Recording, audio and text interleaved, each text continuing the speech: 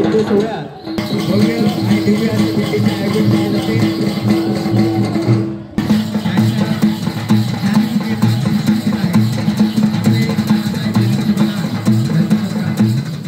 सोमनाथ नेरकर यांचा सत्कार समितीचे सदस्य ईश्वर ठाकरे यांनी करावा।